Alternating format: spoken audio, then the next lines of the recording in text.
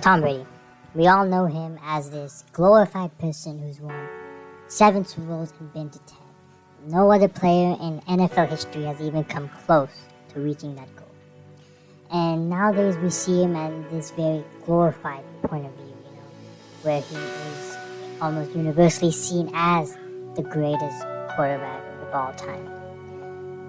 And before I enter this topic, I might be a bit biased. And that's because, I am a Tom Brady fan. I was a Patriots fan growing up.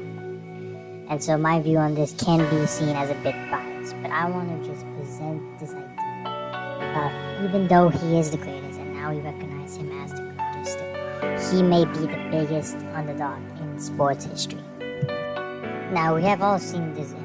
It's a very stereotypical image, with a skinny, fat persona, and it does represent the history of Tom Brady a lot, but there's a lot of stuff that goes beyond this picture, that he was drafted as a 6th round overall pick, and that's substantial. That's more than 100 plus guys that went ahead of him, and we consider him the greatest quarterback, possibly player of all time.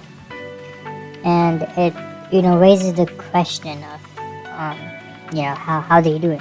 How did he go from this guy who sucked at the combine to being this guy who won 7 Super Bowls? Well, I think it displays a lot of what people refer to as the importance of hard work. I know, we all have our parents that tell us, how important it is to work hard, and some of us follow the advice, others don't. But it shows how, natural talent isn't enough. For instance, Aaron Rodgers is probably, maybe alongside Patrick Mahomes, the most talented quarterback to ever exist, and yet he has only won 1 Super Bowl so far. And yes, I know that, a lot of Super Bowls that Tom Brady won can be, attributed, to help of his defense and all other things.